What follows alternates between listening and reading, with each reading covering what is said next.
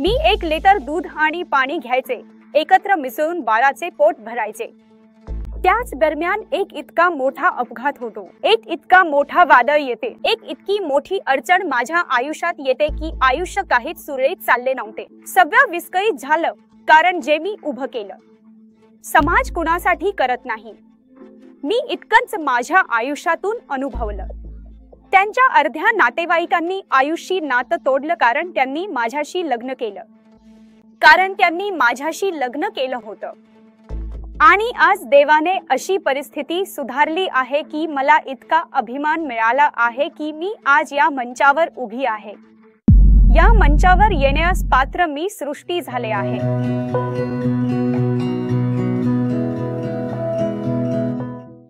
माझं नाव सृष्टी सिंह आहे। मी माझ्या आईवडिलांची एकुलती एक मुलगी आहे। माझं लग्न लवकर झालं होतं, कारण माझे वडील आजारी राहत होते। माझे वडील हार्ट पेशंट होते। माझ्या वडिलांना शुगर होती। हजारो आजारांनी त्यांना वेढलं होतं आणि त्यामुळे वडिलांना वाटायचं की लग्न व्हायला अडचण येऊ नये किंवा आई एकटी राहिली तर लग्न कसं होईल।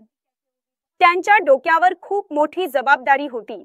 याच कारणामुळे माझ्या वडिलांनी माझं लग्न लवकर लावून एका सामान्य मध्यमवर्गीय कुटुंबात केलं।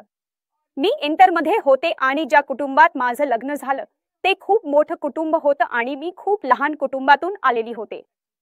माझं लग्न झालं। माझे पती आणि मी, जसं प्रत्येक घरात होतं, लग्न झाल्यावर मुली 18 वर्षांच्या असोत, मुलींबद्दल असंच।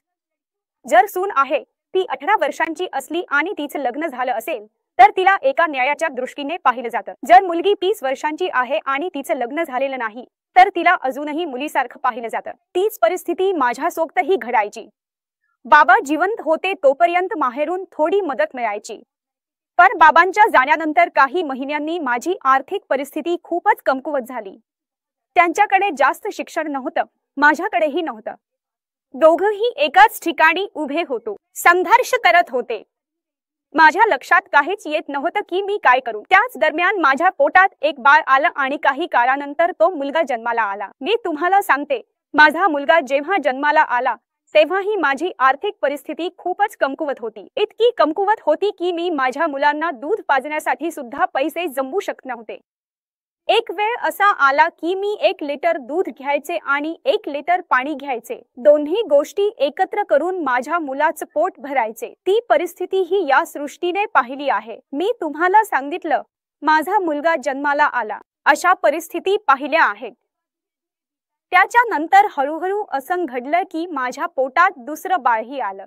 माझी परिस्थिती कुठेतरी आर्थिकदृष्ट्या खूपच वाईट होती आणि मी खूपच त्रस्त होते। त्याच्यानंतर मी माझ्या नव्याशी एक गोष्ट बोलले। मी म्हणाले, यार असं करूया की काहीतरी करायला हवं आणि बनायचं आहे। कशाही प्रकारे माझं आयुष्य सुधारायचं आहे। माझे नवरे माझा साथ द्यायचे। मला वाटलं की कदाचित मी इतक्या लवकर पैसे कमवू शकणार नाही, म्हणून मी एका ठिकाणी चौकशी केली तर तिथे ब्युटिशियनचं सेमिनार होतं आणि ते खूप कमी पैशात, फक्त 300 रुपयात 15 दिवसांचं सेमिनार होतं। मग मी त्यांच्याकडून 300 रुपये घेतले आणि मी म्हटलं की मला ब्युटिशियनचा कोर्स करायचा आहे आणि मी कोर्स सुरू केला। 1 महिना गेला। त्याच्यानंतर मी एक पार्लर सुरू केलं। पार्लर सुरू केल्यावर वेळात पार्लर चालू लागलं, मी कमाई करू लागले। त्यावेळी एक मूल पोटात होतं आणि एक मांडीवर होतं। त्या परिस्थितीत मला असं कधीच नाही वाटलं की माझं मूल लहान आहे किंवा माझं मांडीवर आहे। मी त्या परिस्थितीला अगदी तसंच हाताळत होते, जसं एखादी अविवाहित मुलगी हाताळते। कारण मला माहिती होतं की माझी समस्या, माझी प्रेग्नन्सी आणि माझं मूल यापेक्षा मोठी आहे। कारण जोपर्यंत आपण बाहेर पडणार नाही, काहीतरी करणार नाही, तोपर्यंत माझ्या आयुष्यात काहीच घडणार नाही। आणि त्यानंतर थोड्याच वेळात माझा दुसरा मुलगा झाला आणि परिस्थिती फारशी ठीक नव्हती। सगळं सामान्यपणे चाललं होतं। आमच्या आयुष्यात वर्ष अशीच निघून गेली। त्याच दरम्यान एक अपघात होतो, एक वादळ येतो, अडचण माझ्या आयुष्यात येते। माझे पती त्यात अडकतात, सृष्टी उभी केली होती ते सगळं बिघडून जातं। एका क्षणात सृष्टी इथून तिथे पोहोचते। संपूर्णपणे सगळं काही संपून जातं। जसं प्रत्येक घरात होतं, ही पती गेल्यानंतर त्याचा परिवार त्याचा साथ सोडतो। कुठेतरी माझ्या बरोबरही हाच प्रकार झाला आणि माझ्या पतींच्या जाण्यानंतर माझ्या कुटुंबानेही माझा साथ सोडायला सुरुवात केली। त्याच्यानंतर मी माझ्या दोन्ही मुलांना उचललं आणि भाड्याच्या घरात जाऊन उभी राहिले, राहण्यासाठी तिथे उभी राहिले। आयुष्यात काहीच नीट चाललं नव्हतं, सगळं काही विखुरलं होतं, माझं सगळं काही। कारण जे काही मी उभं केलं होतं, काही वर्षात थोडीफार शिक्षण घेऊन, थोडा अनुभव मिळवून सगळं काही संपलं होतं। मी शून्य स्थितीत उभी होते, मला काहीच कळत नव्हतं की काय करावं। मी डिप्रेशन मध्ये होते, मला वाटायचं की माझ्यापेक्षा वाईट आयुष्य जगात कुणाचंच नाही। वेळ जात राहिला, पण माझी मदत करायला कोणीच आलं नाही, एकही नातेवाईक नाही, एकही नातं नाही, समाजही नाही। माझ्या मते समाजासाठी आपलं आयुष्य घालवणं हे सगळ्यात मोठं मूर्खपण आहे। समाज म्हणजे काय? समाज कधीच कुणासाठी काही करत नाही। मी फक्त एवढंच माझ्या आयुष्यातून अनुभवलं आहे। समाजासाठी तुम्ही विचार करत असाल, समाज हे करेल ते करेल असं वाटत असेल तर अपेक्षा ठेवणं थांबवा। मी सुद्धा अपेक्षा ठेवणं थांबवलं। त्याच्यानंतर काही काळाने माझ्या आयुष्यात आयुषची एंट्री झाली। आयुष माझ्या घरी यायचे, ओळखीच्या माध्यमातून ते घरी यायचे। हळूहळू आयुष्य माझ्याशी जडणं झालं। हे मी म्हणू शकत नाही की माझं आयुष्याशी जडणं झालं। आयुषने ठरवलं की तो माझ्याशीच लग्न करणार, पण एक दोन मुलांची आई असलेल्या बाईशी लग्न करणं आणि एका मुलाचा हात धरून चालणं हे समाजाच्या विरोधात होतं, एका मध्यमवर्गीय कुटुंबाच्या विरोधात होतं। समाजात असं होतच नाही की एका मुलगा दोन मुलांची आई असलेल्या बाईशी लग्न करतो। लोकांनी ही गोष्ट ऐकली तेव्हा लोक चिडायला लागले, पण मी या गोष्टीसाठी आयुषच्या कुटुंबाची आभार मानते, आयुषच्या आई वडिलांचे। अशी आई जी 9 महिने आयुषला पोटात ठेवून सृष्टीला आनंदाने आपला मुलगा स्वीकारायला तयार झाली। आयुषच्या आईने आजपर्यंत मला नेहमीच मुलगी म्हणूनच हाक मारली, कधीही वेगळं वागणूक दिलं नाही, कारण त्यांनी माझ्याशी लग्न केलं होतं। जर मी तुम्हाला सांगितलं तर ती लाज किंवा अपमान कुठेतरी माझ्या सासू-सासऱ्यांनाही सहन करावा लागला आणि माझ्या नव्यालाही। समाजाने माझ्या सासू-सासऱ्यांना कमी प्रमाणात, पण माझ्या नव्याला मात्र कुठेतरी वेगळं वागणूक दिलं। माझे पती अनेक लग्न समारंभांना जायचे तेव्हा त्यांना दुर्लक्ष केलं जायचं, कारण त्यांनी माझ्याशी लग्न केलं होतं। कारण समाजासाठी 2 मुलांची आई असलेल्या स्त्रीशी लग्न करणं योग्य नव्हतं। काय पुढे सरकत गेला, मला असं वाटायचं की मी माझ्या नव्यासाठी काहीच करू शकत नाहीये। याच्यानंतर मी आयुषला सांगितलं की मी पार्लर चालवत होते, यार मी पुन्हा एकदा पार्लर सुरू करायचे आहे। पण आमच्या आयुषची ही आर्थिक परिस्थिती फारशी चांगली नव्हती, तरीही मी माझ्या पुढच्या खोलीत एक जागा तयार केली, माझं ड्रेसिंग उचलून नेलं, एक खुर्ची घेतली आणि फक्त 2000 रुपयात माझा पार्लर सुरू केला।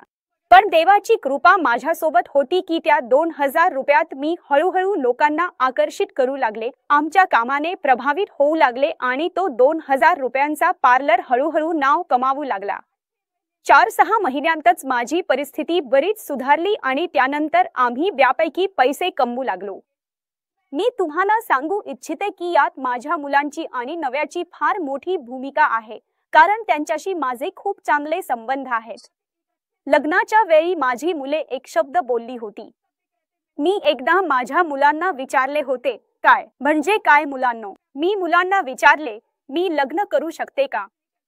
माझ्या मुलाने फक्त एक शब्द सांगितला होता, त्याने सांगितले, आई तुम्ही लग्न करा, माझे आणि डॅडचे नाते काम होईल की इतिहास घडेल। आपल्या मुलांवर तर सगळे प्रेम करतात, पण मी आणि डॅड मिळून असं नातं तयार करू जे समाजाने कधीच केलं नाही। बापलेकाचं नातं जगाने ऐकलं असेल, पण अशी नाती पटकन तयार होत नाहीत आणि अशी नाती मी आणि डॅड तयार करू।